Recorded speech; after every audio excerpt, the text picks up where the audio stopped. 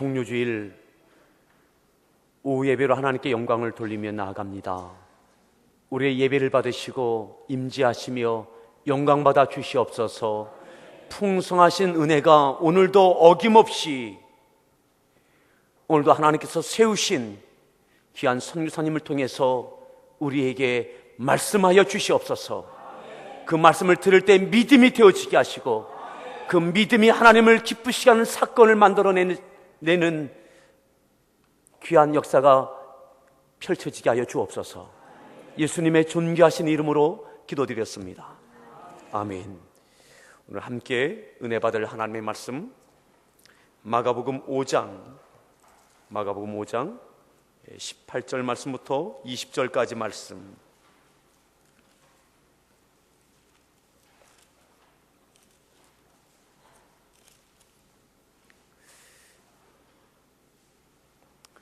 마가복음 5장 18절부터 20절까지 짧은 말씀입니다. 우리 같이 함께 합독하시겠습니다. 읽습니다. 예수께서 배에 오르실 때에 귀신 들렸던 사람이 함께 있기를 간구하였으나 허락하지 아니하시고 그에게 이르시되 집으로 돌아가 주께서 네게 어떻게 큰 일을 행하사 너를 불쌍히 여기신 것을 네 가족에게 알리라 하시니 그가 가서 예수께서 자기에게 어떻게 큰 일 행하시 데가볼리에 전파하니 모든 사람이 놀랍게 여기더라. 아멘. 네, 우리 서로에게 잘 나오셨습니다. 네, 한번 기지개를 한번 쭉 켜시죠. 네, 오늘 점심 식사 맛있게 잘 하셨죠? 예, 서로 안마도 해주시면서 하나님께서 함께 하십니다. 하나님이 도우십니다.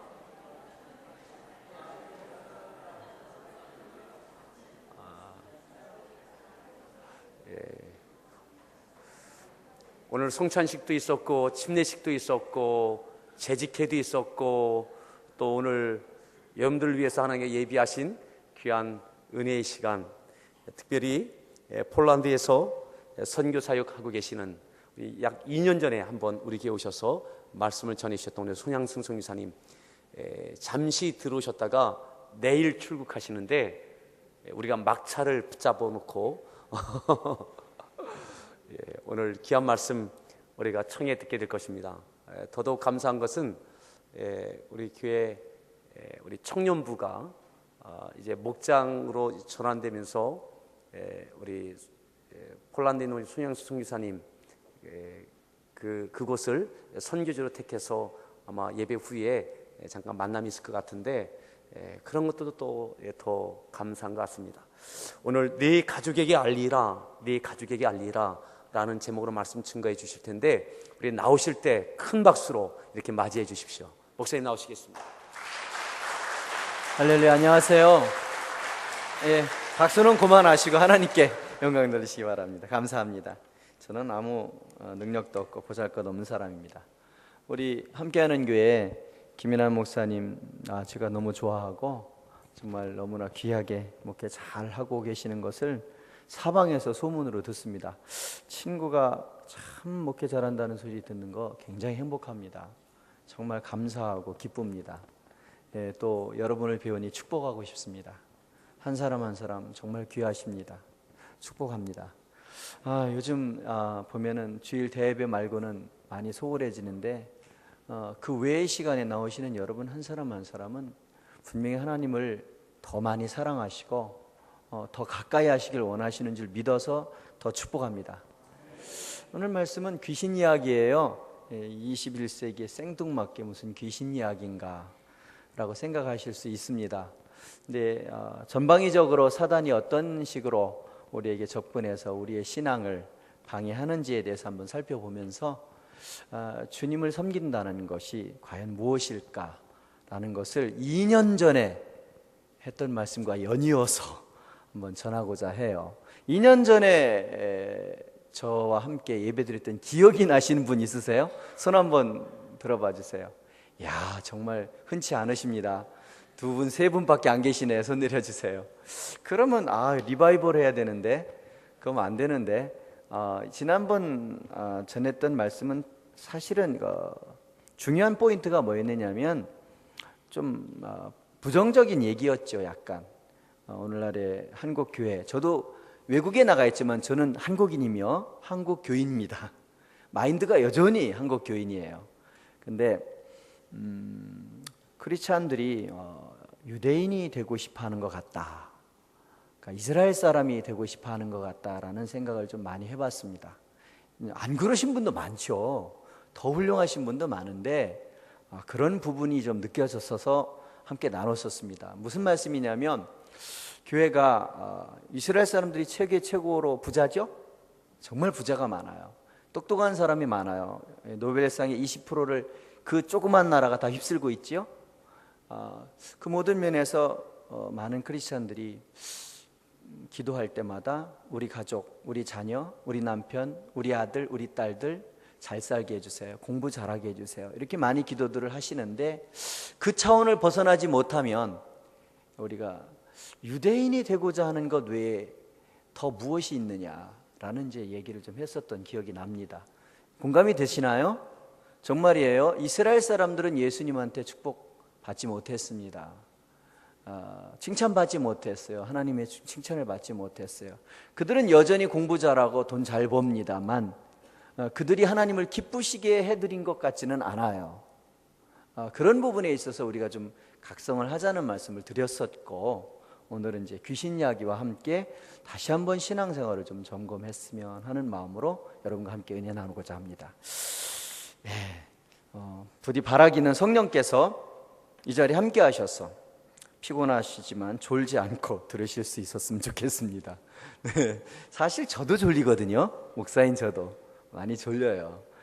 졸지 않으셨으면 좋겠고요. 귀한 시간으로 삼아주셨으면 좋겠습니다. 오늘 이야기는 참 간단합니다. 군대 귀신 들린 사람 이야기죠. 거라사 지방의 군대 귀신 들린 사람 이야기. 그 귀신 들린 사람이 예수님 만나서 고침받았고, 그 안에 있던 귀신이 돼지떼에 들어가서 갈릴리 바다로 들어가서 다 죽어버렸고, 그래서 돼지치기가 놀라서 대가볼리 읍내시 들어가서 많은 사람들 끌고 나와서 예수님과 대면했는데, 그 지방 사람들이 예수님의 그 놀라운 능력에 하나도 반가워하지 않고 이 지방에서 떠나십시오 라고 했는데, 유일한 그 정신 차리고 귀신에서 노연한 사람, 그 사람이 예수님 따르고 싶습니다 할 때, 나를 따르지 말고 이 하나님이 하신 큰 일들을 네 가족에게 알려라 라고 말씀하셨다는 거죠. 자, 그 이야기 뭐 다 아시는 이야기죠. 그래서 이 이야기 속에서 귀신의 특징과 또 섬김에 대해서 알고 싶습니다. 첫 번째, 귀신의 특징입니다. 3절, 4절, 5절 보시면,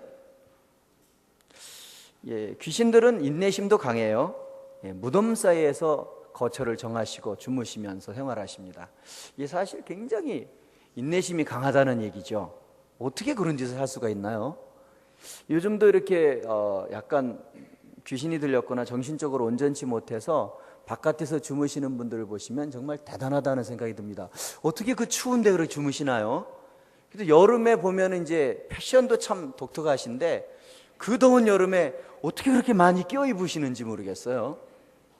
굉장히 대단한 것 같아요.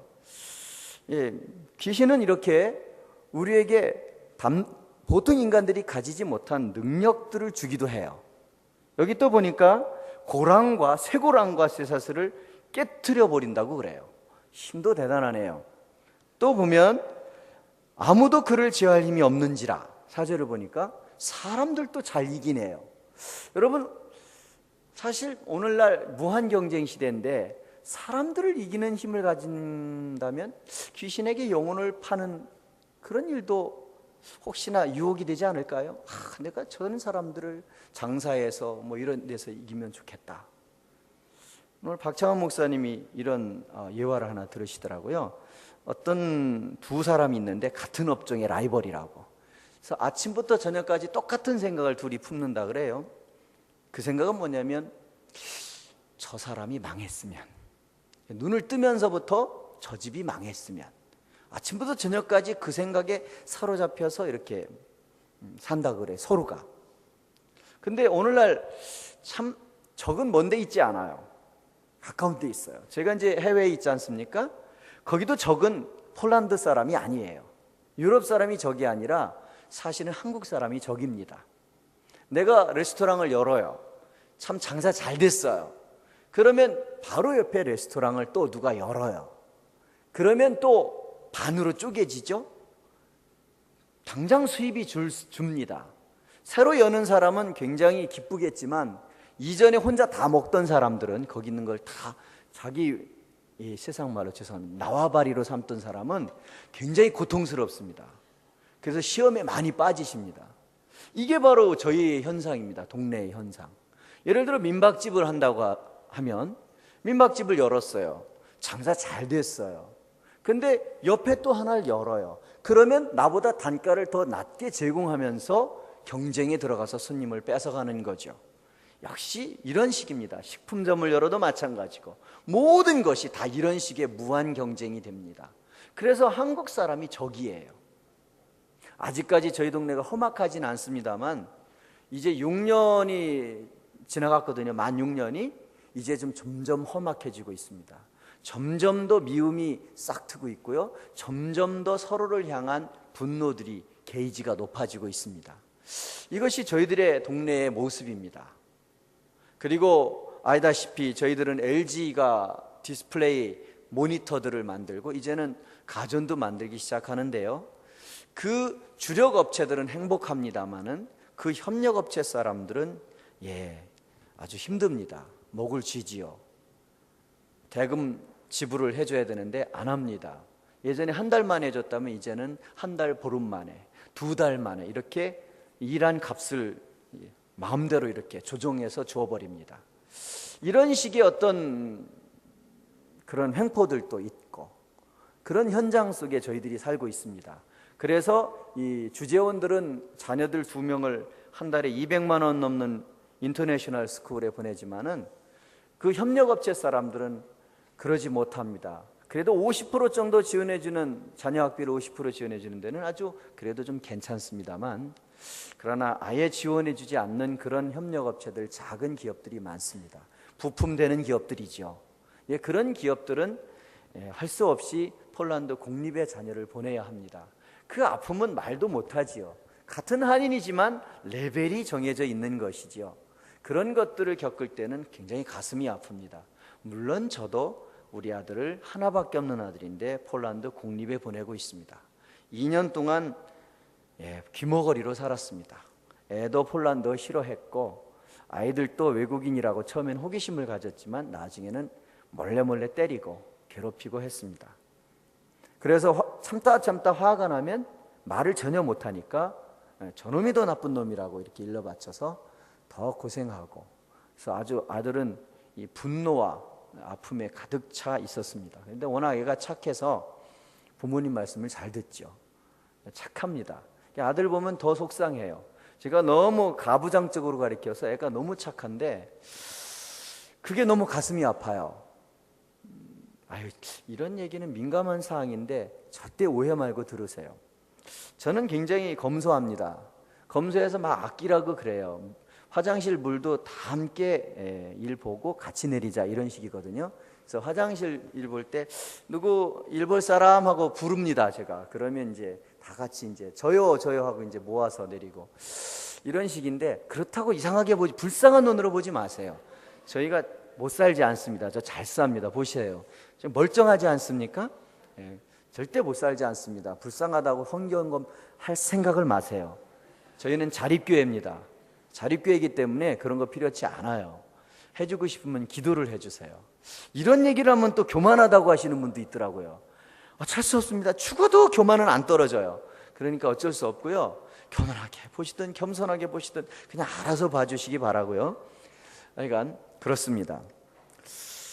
제가 이 얘기를 하려고 하는 게 아닌데 삼천포로 빠지면 안 됩니다. 자, 뭔 얘기하다 이런 얘기로 넘어갔죠? 어쨌건 정신 차리도록 하겠습니다.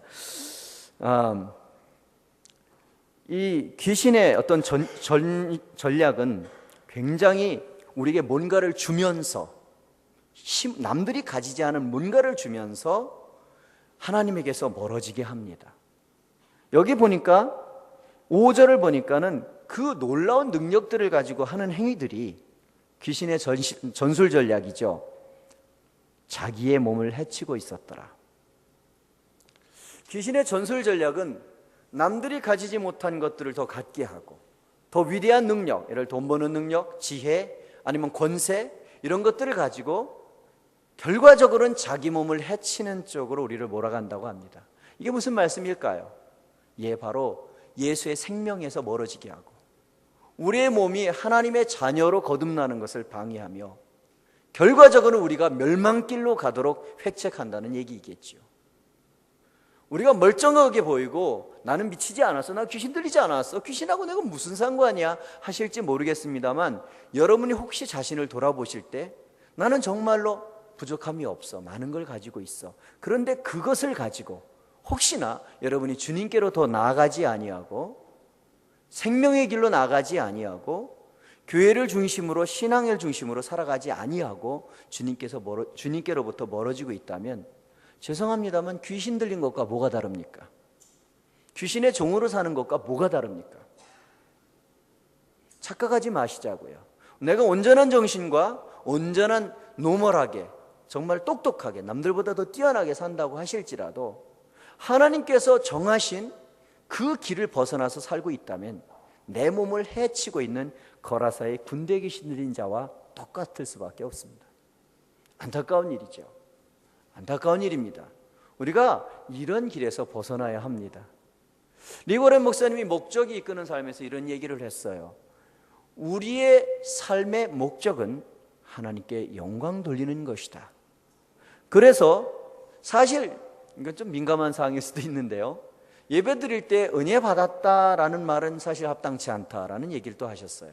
그게 무슨 말이냐면 우리는 오늘날 이 워낙 자본주의 시대에 살고 있기 때문에 예배도 뭔가 얻어가는 게 참 잘하는 거라고 생각하시는데 사실 예배의 주 목적은 하나님께 드리는 것이지 받아가는 게 아닙니다.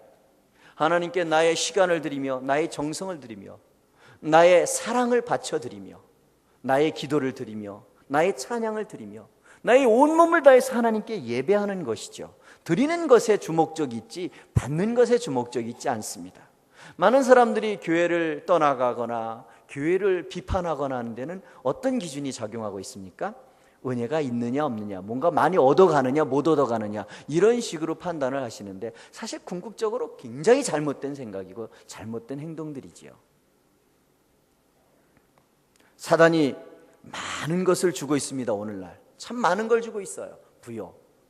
여러분, 저는 폴란드에 가서 초창기에 참 이상적으로 설교를 했습니다. 뭐라고 설교를 했냐면 여러분들은 참 이제 세계 10대 안에 들어가는 축복의 국가입니다. 우리 한인들이 많으니까요. 그러므로 이제 더 이상 잘 살고 뭐 이런 거 복 달라고 하는 기도는 이제는 시대착오적입니다. 그래서 이제는 우리가 이 많은 복을 받았으니 우리보다 더 불쌍하고 그 어려운 사람들을 돕는 역할을 해야 합니다 라고 얘기를 했어요. 맞는 말이죠. 아멘이 안 되세요? 아멘이 안 되시나 보다. 사실 우리 정말 잘 삽니다. 정말 잘 살아요. 그래, 동대문을 가봤더니 밀리오레가 망해가고 있더라고요. 왜요? 그리고 또 외국 사람만 바글바글 하더라고요. 그러니까 외국 사람들이 굉장히 많이 와 있더라고요. 일본 사람, 중국 사람, 뭐 말레이시아 사람, 인도 사람, 뭐 아랍 계열 사람, 뭐 남미 사람. 외국 사람들이 우리나라에 와서 이 드림을 꿈꾸잖아요. 그죠? 뭔가 돈을 벌겠다고 오잖아요. 이런 세상이 언제 왔단 말입니까? 근 5년 사이에, 제가 한국 나가고 난 사이에 이루어진 일이에요. 일본한테 20년 뒤처졌다고 그랬는데 이번 이 외환위기, 금융위기 이후에 완전 전세 역전됐잖아요. 20년 늦춰졌다고 그랬는데 어찌해야 지금 어깨를 나란히 하고 오히려 더 앞서간단 말입니까? 놀라운 일이죠. 우리는 복 받았습니다. 교회에서 더 이상 복 얘기를 하지 말자고 그랬더니요, 처음에는 끄떡하더니 그게 한 3년 정도 지나가니까 화를 내시더라고요. 화를 내시면서 그래도 우리는 복 받고 싶어요 해가지고 제가 제 고집을 꺾었습니다. 그래서 복 받으십시오 하고 그러니까 본인들은 아직 배가 고프다는 거예요. 외적으로는 우리가 대한민국 전체가 잘 살고 있지만 그러나 나는 아직도 배가 고프다 이거예요. 복받고 싶다 이거예요. 더 부자가 되고 싶고 더 똑똑해지고 싶다는 거죠. 아직 위에 한 10명 정도 남아있다는 거죠. 또 제껴야 될 사람들이. 인간의 이 가지고 싶은 욕심은 무섭습니다. 그래서 예수님께서 재물과 하나님을 겸하여 섬길 수 없다고 말씀하셨습니다. 재물에 대한 욕심이 있거나 그런 욕심들이 있을 때 참 은혜 받기 어렵습니다. 참 하나님 곁에 가까이 가기 어렵습니다. 저는 이 부분에 대해서 여러분이 좀 숙제를 가지고 오늘 말씀 끝까지 좀 들어보셨으면 좋겠습니다.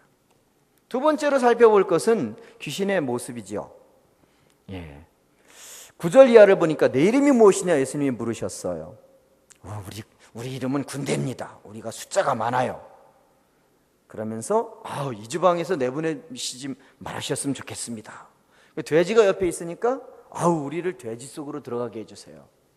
이 사람한테는 나갈 테니까 돼지 속에 들어가게 해주세요. 그래서 그래라 했더니만 이 돼지한테 들어가서는 막 바다로 뛰어들어가서 다 죽었습니다. 난리가 났습니다. 돼지치기들이. 깜짝 놀랐죠. 왜들 이렇게 뛰어갔을까요? 이유는 간단하죠. 우리 돼지 치고 있는데 우리가 관리하던 돼지가 다 죽었으니 이거 우리한테 책임물은 큰일 나잖아요. 그러니까 아마 어떤 분은 그렇겠죠.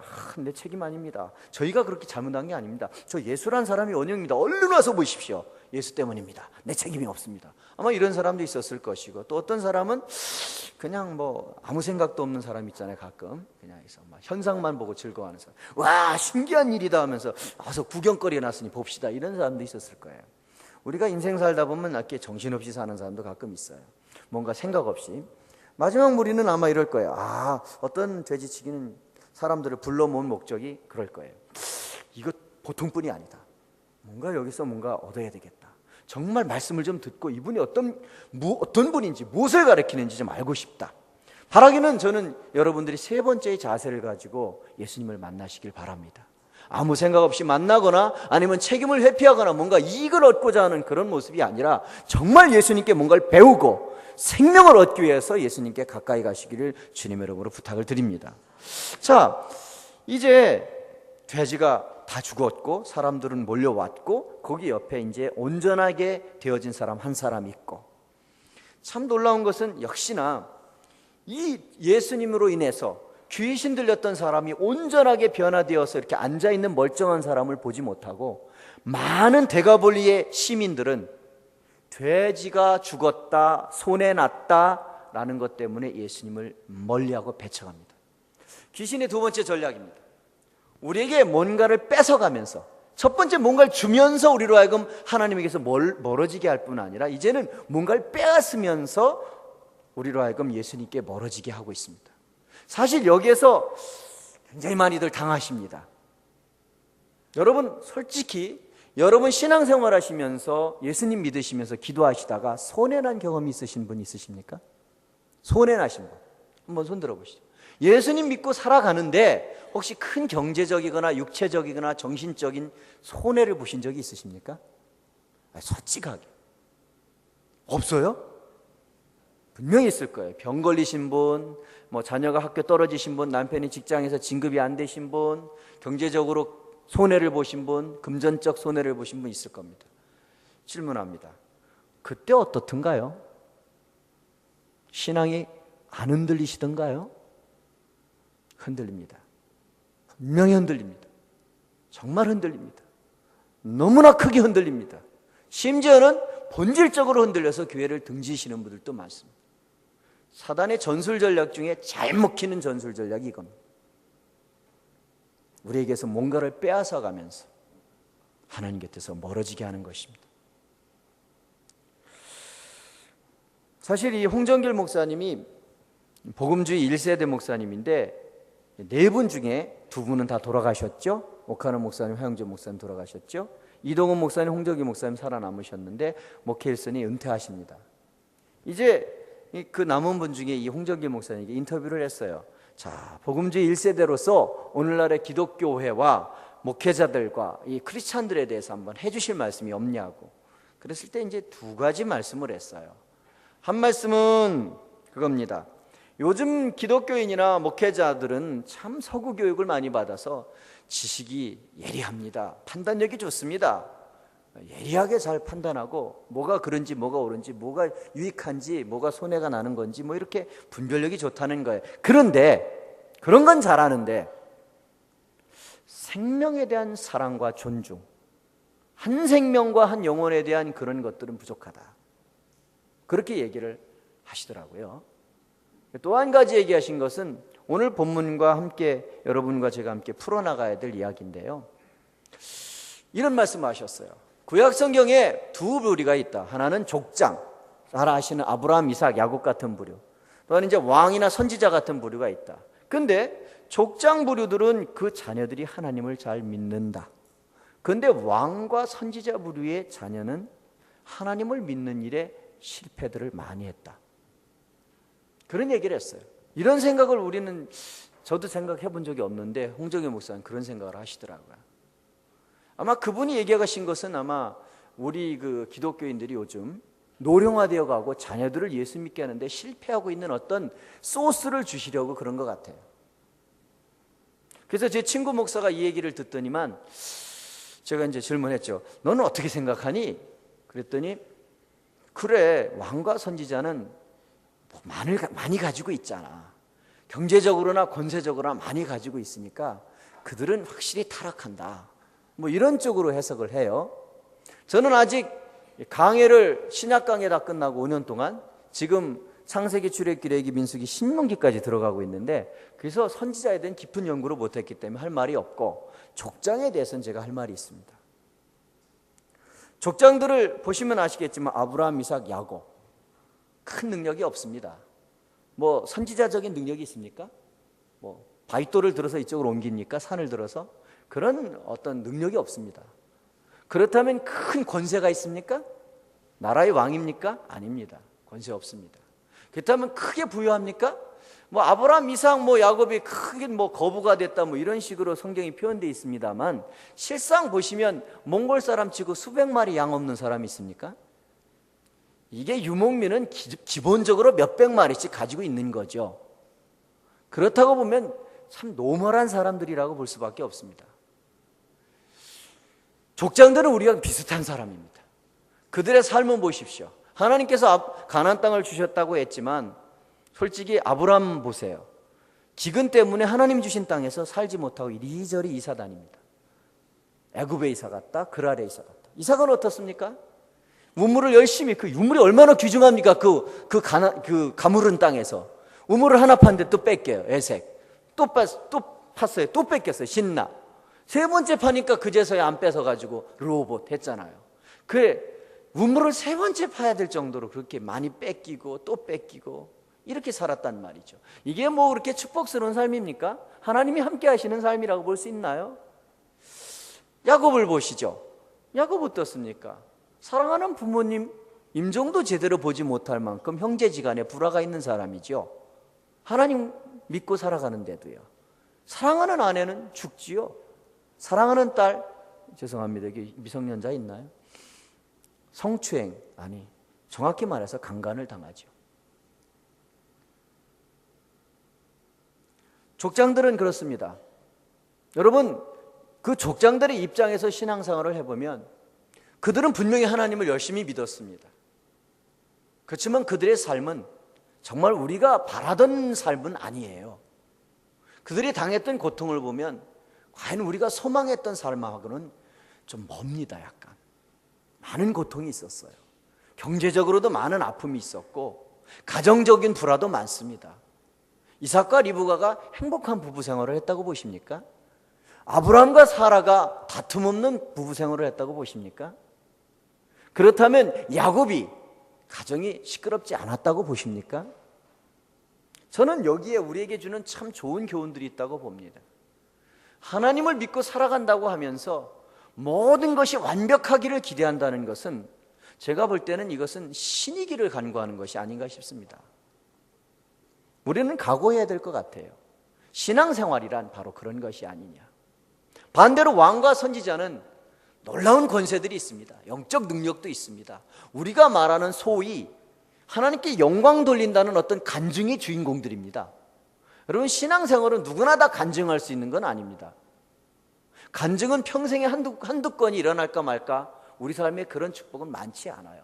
우리가 왕과 선지자의 신앙생활을 자꾸 사모하면서 그쪽으로 나아가긴 나아갑니다만, 그들의 축복을 간구하면서 나아갑니다만, 우리의 삶은 왕과 선지자의 삶과는 동떨어진 족장들의 삶과 비슷하지 않습니까?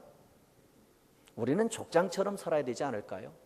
반대로 말해서 우리 삶에 같은 아픔과 고통이 있다 할지라도, 환난과 어려움이 있다 할지라도, 뺏기는 것이 많다 할지라도 하나님은 그래도 섬겨야 되는 것이 아니겠습니까? 저는 이 족장의 신앙, 그것에 우리에게 던져주는, 우리가 받아야 될 교훈들이 많이 있는 것 같아요. 오늘 제가 살펴보기를 원하는 말씀과 많이 공통점이 있습니다. 오늘 귀신 들렸던 사람 나았습니다. 결과적으로 어떻게 나았나요?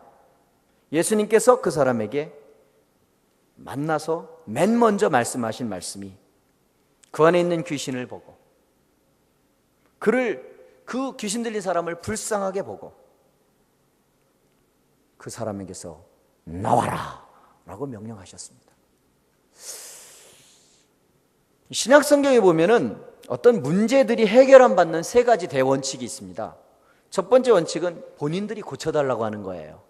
예수님 나 좀 도와주세요 하면 예수님 절대 거절하지 않으십니다. 여러분, 이 말씀 붙잡고 기도하시면 거의 백발백중 응답 받으실 줄로 압니다.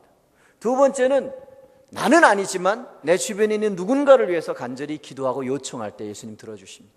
내 신하를 도와주세요. 내 아들을 도와주세요. 내 딸을 도와주세요. 흉악히 귀신 들렸습니다. 불쌍합니다. 도와주세요 라고 할 때 예수님은 거절치 않으십니다. 할렐루야. 여러분의 기도가 굉장하죠. 나를 위한, 내 가족을 위한 기도뿐 아니라 타인을 위한 기도 분명히 들어주실 수 있습니다. 들어주실 겁니다. 그것이 바로 예수님의 모습이죠. 마지막 모습이 있습니다. 문제가 해결되는 모습. 그건 뭐냐면 예수님 그분이 불쌍히 여기실 때입니다.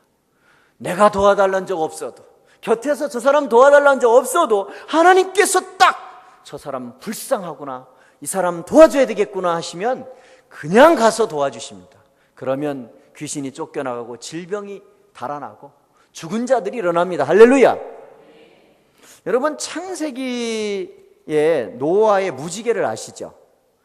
무지개 아시죠? 무지개가 있습니다. 시간이 많이 가네요. 에라 모르겠다. 그냥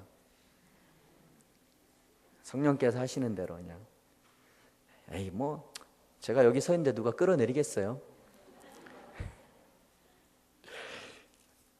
창세기 보면 노아의 무지개가 나옵니다. 근데 노아의 무지개를 주시면서 더 이상 물론 너희들 멸망치 않게 할 거야 라고 말씀하십니다. 근데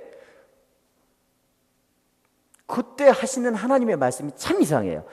창세기 8장 20절 21절인데요. 노아가 여호와께 제단을 쌓고 모든 정결한 짐승과 모든 정결한 새 중에서 제물을 취하여 번제로 제단에 드렸더니 여호와께서 그 향기를 받으시고 그 중심에 이르시되 내가 다시는 사람으로 말미암아 땅을 저주하지 아니하리니 이는 사람의 마음이 계획하는 바가 어려서부터 악함이라. 내가 전에 행한 것 같이 모든 생물을 다시 멸하지 아니하리니. 할렐루야. 이유가 이상해요. 내가 다시는 멸하지 않을 거야. 보통 같으면 네가 참 정성스러운 제사를 드렸어, 기뻐. 그래서 네 제사를 받고 내가 다시는 멸망치 않을 거야, 멸망시키자, 이렇게 말씀하셔야 정상인데 아니에요. 뭐라고 말씀하시면 사람들이 원래 생각하는 거가 악해. 인간들은 못됐어. 너희들이 나쁜 놈들이기 때문이야. 이렇게 말씀하시는 거죠. 너희들이 나쁜 놈들이고 못된 놈들이니까 내가 더 이상 멸망시키지 않을 거야.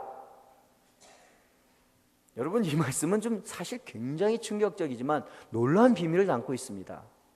요한복음 3장 16절 외우시죠? 한번 외워보실까요? 하나님이 세상을 이처럼 사랑하사 독생자를 주셨으니 이는 저를 믿는 자마다 멸망치 않고 영생을 얻게 하려 하심이니라. 근데 제가 폴란드 가서 얻은 귀한 말씀이 3장 17절입니다. 요한복음 3장 17절. 한 목소리 한번 읽어볼까요? 요한복음 3장 17절이요.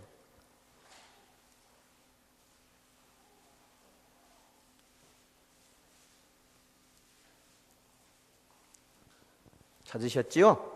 자, 예. 함께 읽습니다. 시작. 하나님이 그 아들을 세상에 보내신 것은 세상을 심판하려 하심이 아니요 그런 말미암아 세상이 구원을 받게 하려 하심이라. 아멘. 하나님의 마음입니다. 시편에는 이런 말씀이 있어요. 너희 인생들은 들의 꽃과 같고 들풀과 같다. 쉬 사라지는 아침 안개와 같고 이슬과 같다.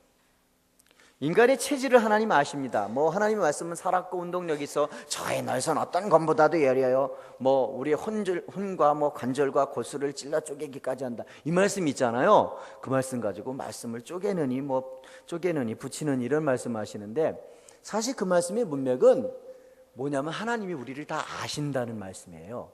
사실 문맥이, 그 말씀의 문맥은 하나님이 우리를 속속들이 아신다는 얘기예요. 자세히 읽어보세요. 제 개인 속설은 아니고요. 문맥적으로 읽어보십시오. 나중에 기회가 되시면 목사님 설교 한번 하시고요. 하나님 우리를 아십니다. 우리 체질을 아십니다. 들풀과 같고 들꽃과 같이 정말 찰나지간에 인생이 끝난다는 걸 아십니다. 그리고 어려서부터 생각하는 것이 하나님의 반대길로 가고 이기적인 욕심의 길로 가고 죄악된 길로 가고 남을 해하는 길로 가고 심지어는 나의 몸을 스스로 해하고 생명길이 아니라 지옥길로 가는 것을 아십니다. 그래서 하나님께서 무지개를 드시면서 이제는 내가 더 이상 너희들을 물러 멸망시키지 아니하리니, 왜냐하면 너희들은 나쁜 놈들이기 때문에, 못된 놈들이기 때문에, 죄인들이기 때문에, 그래서 더 이상 멸망치 않게 하겠다고 하시는 겁니다. 예수님을 보내신 이유는 명백합니다. 우리가 나쁜 죄인들이기 때문입니다. 우리가 병들었기 때문입니다. 영혼으로부터 병들었기 때문에 예수님을 보내사 우리를 사랑하시고 불쌍히 여기시고 긍휼히 여기셔서 예수님을 보내신 것이 맞습니다. 그래서 요한복음 3장 17절에 하나님께서 예수님을 이 땅에 보내신 것은 우리를 심판해서 때리고 맞고 혼나는 거 보고 즐거워서 그러는 것이 아니라 우리를 구원하시기 위해서 예수님 보내셨다는 거죠. 하나님의 마음입니다. 변치 않는 마음이에요. 신명기 1장 21절을 보면은요, 27절을 보면요, 이 가데스반의 정탐 사건에 대해서 다시 한번 모세가 이렇게 회고하는 말씀이 나옵니다. 거기서 가데스바네에서 이스라엘 백성들이 왜 하나님으로부터 40년 광야 뺑뺑이를 돌고 그 광야에서 무의미하게 허무하게 죽어야만 했는지에 대한 이유를 얘기하고 있어요. 무슨 말이냐면, 한번 읽어봐야 알겠어요. 제 말로 들으시면 안 되니까. 1장 27절에 제가 읽어드릴게요. 안 찾으셔도 돼요. 장막 중에서 원망하여 이르기를 여호와께서 우리를 미워하심으로 아모리 족속의 손에 넘겨 멸하시려고 우리를 애굽 땅에서 인도하여 내셨도다. 가데스바네에서 이스라엘 백성들이 하나님께 원망했습니다. 그 내용의 주된 내용은 저 등치 크고 성벽도 높고 도저히 싸워 이길 수 없도록 거인족속이 즐비한 저 땅으로 우리를 보내셔서 저 땅 우리들아 가지라고 하신 것은 사기다. 사기라고 믿은 거예요. 그러면서 하나님 우리를 미워하신다라고 말했습니다. 여러분, 사단의 전술 전략이 우리에게서 뭔가를 빼앗으면서 우리로 하여금 예수님에게서 멀어지게 하는 거라고 그랬죠. 백발백중 왜 다 넘어지느냐? 환난을 당하면 왜 넘어지느냐? 백발백중은 아니에요. 여기는 절대 그렇게 안 넘어질 거예요. 그렇죠? 믿음이 있으시니까. 말 바꾸겠습니다. 목사도 가끔 말을 바꿔야 돼요. 실수를 하거든요. 그러니까 절대 여기 함께하는 교회는 절대 환난이 다가온다고 안 넘어질 것 같습니다. 근데 환난이 다가오면 왜 넘어지느냐면, 환난이 다가오면 다들 가데스반의 이스라엘 사람들처럼 착각을 한다는 거예요. 하나님이 날 미워하신다. 하나님 날 안 사랑하신다. 환난이 다가오면 이렇게 생각한다는 거예요. 경제적으로 손실을 보면 하나님 나 안 사랑하시오. 자녀들이 대학에 떨어지면 하나님 우리 아들을 안 사랑하시오. 우리 딸 안 사랑하시오. 이렇게 생각한다는 거예요. 아닙니다. Absolutely not입니다. 절대 아닙니다. 예수님을 보내신 것은 부인할 수 없는 증거. 하나님 우리를 사랑하신다. 아무리 환난이 다가와도 하나님이 여러분을 사랑하신다는 것을 잊어서는 안 됩니다. 하나님께서 여러분을 미워하시다니요, 말도 안 되는 소리입니다. 이건 사단의 소리입니다. 여러분이 속으시면 안 돼요. 아무리 큰 환난이 다가와도 하나님 날 사랑하신다. 그것은 전혀 변할 수가 없다. 그것은 사실이고 예수님 보내신 것이 분명한 증거다. 이 부분에 대해서 흔들리시면 안 됩니다. 지혜로운 분은 절대 흔들리지 않습니다. 아무리 큰 환난이 다가와도 하나님이 날 사랑하시는 것은 분명해. 이렇게 믿으신다면 어떤 환난 속에서도 넘어지지 않습니다. 어떤 어려움 속에도 넘어지지 않습니다. 예수님께서는, 하나님께서는 우리에게 품으신 생각이 두 가지가 아닙니다. 단 한 가지일 뿐입니다. 우리가 생명을 얻고 우리가 구원을 얻고 하나님의 자녀가 되고 천국의 주인이 되는 것입니다. 하나님 모든 영광과 기업을 누리는, 하나님의 능력을 누리는 것입니다. 우리가 질병 속에 있는 걸 원치 않으십니다. 우리가 가난한 것을 원치 않으십니다. 우리가 무지한 것을 원치 않으십니다. 우리가 미움 속에 분노하는 것을 원치 않으십니다. 사랑하시는 거 원하십니다. 부유한 걸 원하십니다. 건강한 것을 원하십니다. 할렐루야. 분명한 것이에요. 잠시 잠깐 여러분이 환난이 있다 하더라도 그것을 잊어서는 안 됩니다. 하나님이 날 사랑하신다. 하나님이 날 사랑하신다. 할렐루야.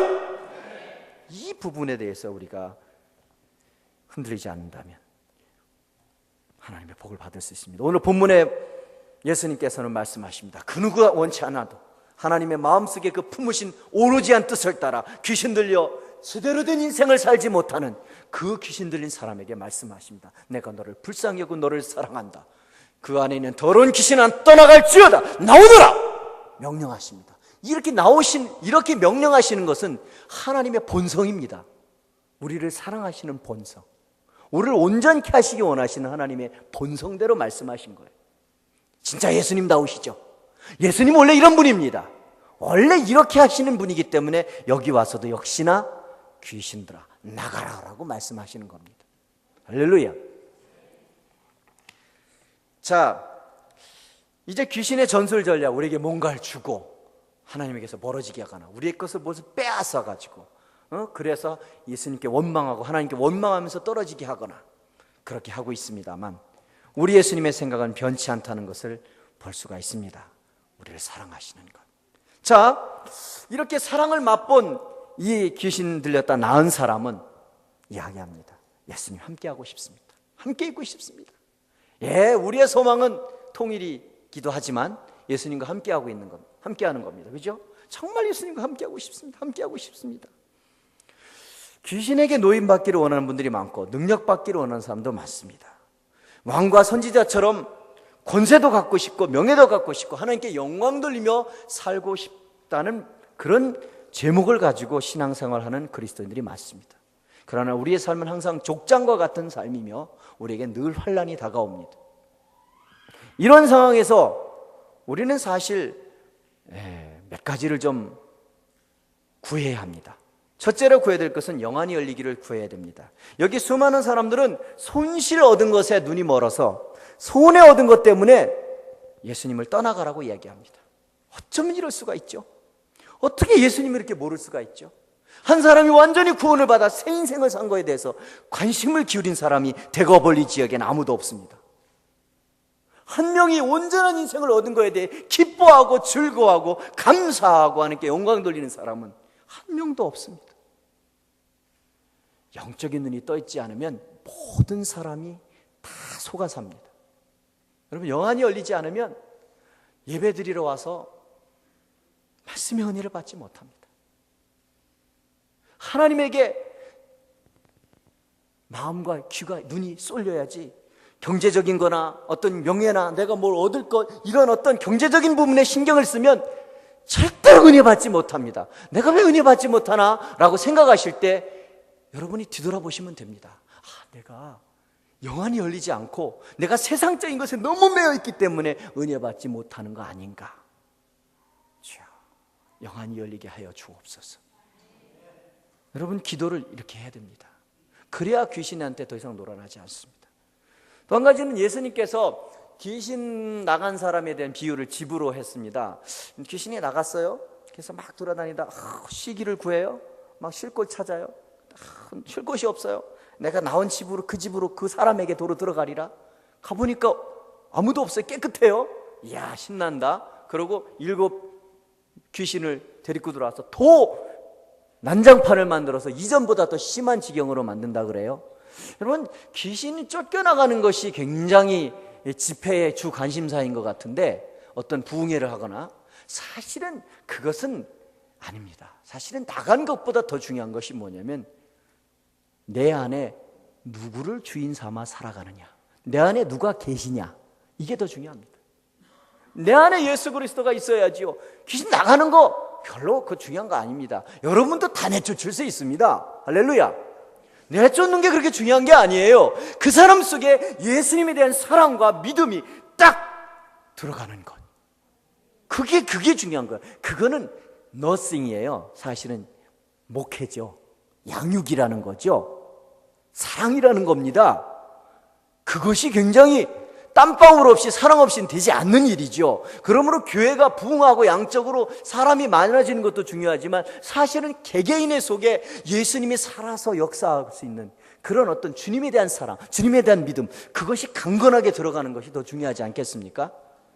여러분, 사람 많아지는 거 그렇게 대단한 거 아닙니다. 각 사람 속에 예수님이 얼마나 단단하게 들어있는지, 예수님이 얼마나 강하게 붙잡고 모시고 사는지, 그게 더 중요하지 않습니까? 할렐루야. 사실 이런 얘기는 다 들으신 거니까 넘어가고요. 아시는 것 같아요. 다. 마지막입니다.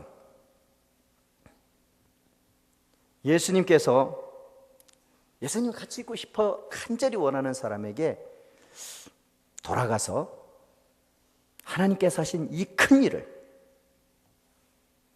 네 가족에게 알려라 라고 말씀하셨습니다. 이 신앙생활에 귀신이 항상 역사하고 있는데요, 귀신은 오늘 본문을 이렇게 살펴보시면 지역적으로 역사한다는 걸 알 수 있어요. 그 지방에서 내보내지 말게 해주세요. 대거벌리 지역을 딱 내 땅이다 하고 이제 귀신들이 차지하고 있는데요, 예수님께서 겉으로 볼 땐 패하신 것 같습니다. 쫓겨났으니까요. 못 들어가잖아요. 근데 예수님께서는 정말 확실하게 하나님의 은혜를 알고 체험한 이 귀신 들렸다 나은 사람을 보내십니다. 가라, 가서 네 가족에게 알리라, 네 지역에게 알리라는 말씀은 없네요. 근데 결과적으로는 그 지역에 알렸어요. 그래서 예수님이 가시지 못한 그 일을, 가서 하셔야 될 일들을 바로 이 한 사람이 다 했습니다. 언더우드 목사님인지 아펜젤러 목사님인지 제가 기억력이 안 좋아가지고 여기 한국에 와서 화장실에서 봤나요? 어디서 봤나? 어느 교회에서 봤나? 초창기 선교할 때에 그분의 고백을 보았습니다. 시 같기도 하고 고백 같기도 한데 그런 얘기였어요. 조선 땅에 와보니 황량한 붉은색 언덕과 나무 몇 그루만 있습니다. 옛날엔 진짜 불 떼가지고 그랬나 봐요. 그러면서 고백하기를, 그런데 이 사람들에게 복음을 전했는데 아무도 복음을 필요로 하지 않습니다. 복음을 아무리 전해도 원하지를 않습니다. 그들에게 소용이 없다라고 그렇게 얘기를 합니다. 하나님 어떻게 할까요? 내가 what do I do? 내가 뭘 할까요? 내가 할 수 있는 게 없는 것 같아요. 그런데 그들에게 분명히 복음이 필요한데 그들은 복음을 받아들이지 않습니다. 조선의 백성들은 복음을 원치 않습니다. 내가 어떻게 할까요? 하나님 간절히 바라옵기는 이들이 복음을 받아들여서 정말 변화되기를, 그 예수님의 사람이 되기를 간절히 원합니다. 그날이 오기를 소망합니다 라고 이렇게 썼더라고요. 야, 정말 이런 얘기를 썼구나. 이 선교사님이 이렇게 절망을 했구나. 복음을 이렇게 받아들이지 않는다고, 외면한다고, 필요로 하지 않는다고, 그거 무슨 필요냐고 이렇게 말하는 것에 절망하셨구나. 그런데 오늘날 이렇게 어마어마하게 우리가 세계 선교의 제2대국이 됐는데 이런 거를 그분이 과연 보실 수 있었을까? 막 이런 모습을 봤다면 그럼 너무너무 행복했을 것 같아요. 그죠? 물론 생전에 변화되는 걸 좀 보시긴 했겠지만 이렇게까지 어마어마하게 드리라고 그분이 상상이나 하셨을까요?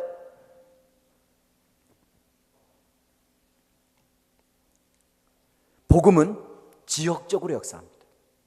귀신도 지역을 점거하려고 합니다. 오늘 예수님께서는 신약성경 어디에도 보면 막 따르려고 하는 사람, 야, 따르지 말고 어디로 가라, 이렇게 명령하시는 일이 거의 없다고 그래요. 목사님도 생각나세요? 따르고 싶다고 하는데 따르지 마 이렇게 한 사람 있어요? 이 외에는 없다는 것 같거든요. 어떠세요? 기억나는 게 있으세요? 혹시 여러분 중에? 따르고 싶어요, 예수님 따르고 싶어요 하는데 딴 데로 가, 뭐 이런 일을 해, 뭐 이렇게 하는 사람이 있나요? 정말 특이한 케이스입니다. 이 케이스는 복음을 전하는 사람, 그리스도인, 이 사람들은요, 예수님이 갈 수 없는 것을 대신 가는 사람입니다. 예수님 가실 수 없었습니다. 대거벌에 가실 수 없어요. 여러분, 지금 여기서 여러분이 이 주변에 여러분 가족에게 아니면 어떤 사람에게 복음을 전한다고 합시다. 사실은 예수님이 가실 수 없습니다.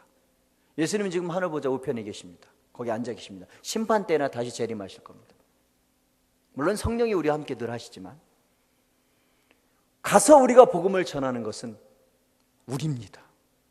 예수님께서는 당신이 가실 수 없는 그곳에 여러분을 보내셔서 여러분이 예수님이 하시고 싶은 그 일을 하기를 원하십니다. 놀라운 일입니다. 영광스러운 일입니다. 주님 대신하는 겁니다. 주님이 가시지 못한 곳을 내가 가는 겁니다. 할렐루야. 여러분, 선교하는 거 굉장히 귀중합니다. 그러니까 선교는 아무나 하는 것은 아니고요. 저도 제대로 된 선교하는 사람은 아닙니다. 제 아들은 아마 제대로 된 선교를 할 것 같아요. 폴란드 말 잘하니까. 저는 영어나 몇 마디 좀 할 뿐이지 폴란드 말은 그냥 인사나 합니다. 잘 못해요. 굉장히 어려워요. 여러분, 여러분이 하실 수 있는 일이 있습니다. 그것은 여러분 동네와 여러분 가족과 여러분 이웃에게 복음을 전하는 일입니다. 유럽 교회가 지금 거의 다 비어 있어요. 영국 교회는 뭐 30년 내지 빠르면 30년, 늦으면 50년 안에 문 닫는다 그래요. 물론 성령께서 그렇게 안 하실 수도 있습니다. 분명히 하나님 뜻은 있을 겁니다. 성령이 주권이 아니면, 하나님의 주권이 아니면 뭐 영국 교회가 문 닫는다는 말, 그거 옳지 않은 말입니다. 하나님 허락하시지 않으면 안 되는 일이에요. 근데 분명히 지금 쓰러져 가고 있는 건 맞습니다. 그들에게 교회가 없었던 거 아닙니다. 어마어마한 교회들이 있었습니다. 그들에게 신령한 목사님이 없지 않았습니다. 제가 존경하는 목사님 거의 다 영국 분이에요. 조지 휘필드 목사님, 스펄전 목사님, 마틴 로이드 존스 목사님, 미국의 조나단 에드워즈 목사님. 근데 그 존경하는 목사님 중에 영국 분이 그렇게 많아요. 현대 기독교의 모든 신학은 거의 영국에서 나왔다고 해도 과언이 아닙니다. 모든 종파도 거기서 다 나왔어요. 장로교, 감리교, 침례교 다 영국에서 나왔습니다. 그런데 위대한 교회가 없었다고요? 아니요, 있었습니다. 위대한 목사님 없었다고요? 아니, 있었습니다. 정말 많았습니다. 그런데 왜 이렇게 됐나요? 저는 자녀 교육에 문제가 있다고 봅니다. 자녀들을 예수님 믿는 일에 실패한다면 우리도 그럴 수 있습니다. 또 한 가지, 우리 교회, 여기 이 동네에 있는 우리 교회에 여러분이 헌신하지 않는다면 그런 일이 일어날 수 있습니다. 저는 이것을 권면하려고 왔습니다. 사실은 제가 권면하고자 하는 건 그것입니다. 여러분, 자녀를 위해서 유언으로, 평생의 교훈으로, 가훈으로 예수 믿는 것이 내 유언이다. 너희들이 예수님 잘 믿고 너희 후손들이 대대손손 예수님 잘 믿는 것이 나의 바라는 것이다. 여러분, 자녀를 위해서 영어 레슨, 수학 레슨 시키시죠? 그런데 성경 레슨 시키십니까? 성경 읽으라, 기도하라. 혹시 개인 선생님 붙여서 성경 레슨 하시는 분 있으세요? 신앙 레슨 시키는 분 있으세요? 있다면 손 한번 들어봐 주세요. 정말 있으면 손 한번 들어주세요. 저는 여기 한국에 와서 그런 분을 만났습니다. 말로만 들었거든요. 수원 소망교회라고, 거기 그분이 그러시더라고요. 한 여자 집사님이 자기 자녀를 성경 선생님을 붙여서 가르치고 있더라고요. 제가 깜짝 놀랐습니다. 이런 사람도 있구나. 대한민국에 아직 희망이 있다. 할렐루야. 여러분, 함께하는 교회, 이 교회에 희망이 있습니다. 이 교회가 큰 교회 되는 것도 좋습니다만 이 동네에서 영원토록 여러분 후손을 위해 쓰러지지 않고 계속적으로 자녀를 전도하고 이웃을 전도하고 그렇게 하는 교회로 무너지지 않고 서야만 합니다. 이 일에 여러분이 부르심을 받았고 이것은 시대적인 사명이고 주님께서 원하시는 사명입니다. 바깥의 선교 하나님이 하십니다. 선교사들이 하실 겁니다. 여러분은 여기서 여러분 지역에 이 교회를 튼튼하게 하시고 여러분 자녀를 믿음으로 양육시키시길 바랍니다. 저희 마지막 간증만 하나 하고 마치겠습니다. 저는 간증할 게 별로 없어요. 저희 작은 형이 참 잘생겼습니다. 영화배우 같다고 그래요, 사람들이. 안 믿어지세요? 그렇습니다. 아주 힘도 대단해요. 해병대 나왔는데 사단 사령부 씨름대 결승전에 올라갈 정도니까 얼마나 힘이 좋겠어요. 저희 아버지 얼마만한가 집에 이게 뭐라 그러죠? 이거 글씨 막 써놓은 옛날 한옥집에 대청마루에 이따만한 아름드리 대들보라고 그러죠? 그거 어마어마하거든요. 이게 아름도 넘어요. 이거를 저희 아버지가 물소나무를 산에서 지게로 지고 오셨습니다. 보통 장사가 아니에요. 70이 될 때까지 제가 못 이겼습니다. 얼마나 힘이 좋으신지. 근데 그분 허리가 하나 부서져 가지고 못 걸으시다 돌아가셨거든요. 저희 아버지. 저희 작은 형도 역시나 그렇게 단단하신 분입니다. 근데 얼마 전에 술 잡수고 운전하시다가 굴러가지고 척추 2, 3번 뼈가 부서졌습니다. 남자가 이제 못 일어날 것 같다, 못 걸을 것 같다. 지금 걷긴 걸으시거든요. 근데 힘을 못 써요, 전혀. 그러니까 장애가 왔어요. 공황장애, 정신적 장애가 왔어요. 그래서 불안해해요. 대화도 오래 못해요. 집중을 못해요. 근데 예수님의 복음을 전했습니다. 잘 들으시더라고. 하나님 믿으시겠느냐고. 믿겠다고. 예수님 영접하시겠느냐고. 영접하겠다고. 예수님을 영접하는 기도를 따라 하시겠냐고. 하겠다고 하시면서 예수님 영접하셨습니다. 예수님 영접하시면서 눈물이 흐르시더라고요. 저도 눈물이 흘렀습니다. 근데 굉장히 기쁜 일이거든요. 근데 긴가민가 해요. 이게 꿈인지 생시인지. 평상시 같으면 이 양반이 하실 말씀이 니나 잘해. 내일은 내가 알아서 한다. 그만해. 시끄러. 이게 우리 형님이 하시는 말씀이거든요. 원래 허리뼈 2개는 잃었습니다. 그러나 예수님 얻었습니다. 저희 어머니가 시골 할머니예요. 일천번제를 드리셨어요. 이 5남매가 있는데 막내 아들 이 선교사님한테는 아무것도 안 보내시고 바로 위에 형한테는 일천번제를 드리셨어요. 많이 섭섭해요. 하지만 또 하신 말씀이 하나님이 넌 다 잘해 주실 거야. 참 말은 누군 못해. 최고 속상한 말이 그 말인데 또 아니라고 말할 수도 없고 달라고 할 수도 없고 할머니 돈 뺏어서 뭐 얼마나 받을 수 있겠어요. 근데 일천번제를 드리셨어요. 어떻게 드리셨냐면 시골에는 아침 저녁으로 차가 돌아요. 첨가물 차가. 그러면 비름나물 1박스,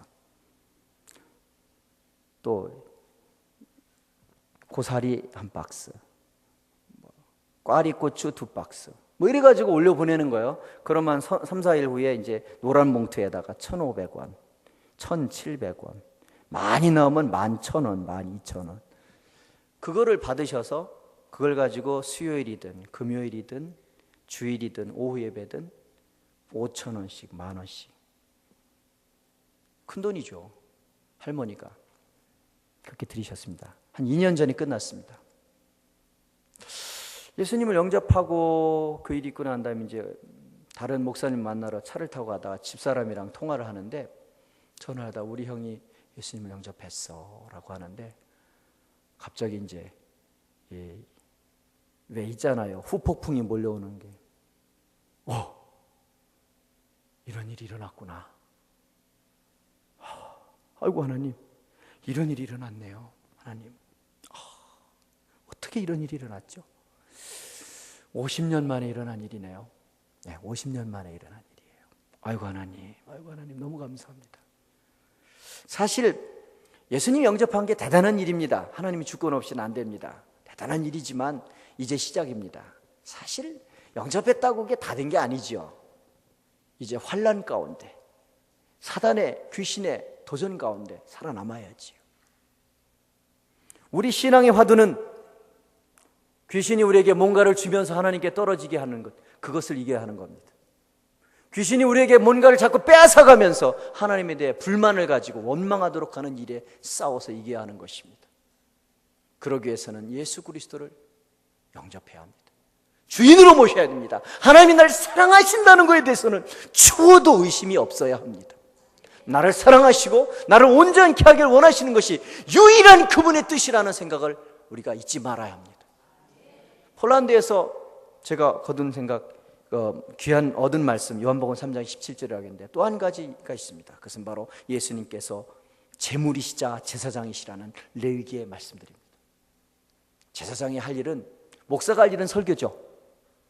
제사장이 하는 일은 다른 거 없습니다. 백성들을 하나님께 인도하는 겁니다. 우리 주 예수님께서 하시고자 하시는 일이 뭘까요? 다른 거 없습니다. 그분의 생각은 단 한 가지, 바로 여러분입니다. 여러분을 하나님에게 연결시키는 겁니다. 그것을 위해서 당신이 친히 제사장이 되셨고 친히 제물이 되셨습니다. 그분의 유일한 목적입니다. 그래서 하늘 보좌 우편에 앉아 계신 지금 이 순간도 우리를 위해서 기도하시는 그 일만 하고 계시는 겁니다. 하나님의 주 목적이 무엇일까요? 하나님의 주 목적은 여러분 외에 다른 거 없습니다. 여러분을 사랑하시는 것 외에 다른 목적은 없습니다. 그것을 믿으시기 바랍니다. 어떤 환난이 있어도 여러분 신앙생활하면서 왕과 제사장이 되도록, 선지자가 되도록 기도하십시오. 그러나 그것들은 다 가지는 건 압니다. 왕이 여러 명입니까? 그런 간증과 그런 어떤 영광을 취하는 그런 축복은 많은 사람에게 다 내리는 일은 아닙니다. 대부분 다 족장처럼 평범하게 살아가실 겁니다. 그러나 그런 환난 가운데서 주님을 믿고 의지하고 그렇게 살아가신다면 여러분이 바로 왕입니다. 여러분이 선지자입니다. 여러분이 바로 하나님이 기뻐하시는 그런 멋진 크리스찬입니다. 할렐루야. 여러분의 교회를 섬기십시오. 여러분의 자녀를 위해서 복음을 전하십시오. 그래서 영국교회 같지 않은 한국교회는 대대를 이어서도 교회가 절대로 무너지지 아니하고 오히려 점점 더 성숙하고 점점 더 커지고 이 주변 지역을 장악해서 지교회를 막 이 주변에 내고 저 동에도 내고 저 동에 내고 저 마을에 나고 저 마을에 내고 그래서 마을마다 여러분의 지교회가 늘어나신 그런 교회가 되어야 될 줄로 믿습니다. 기도하십시다. 우리 김인환 목사님 나오셔서 마무리해 주십시오. 다 같이 기도하시죠.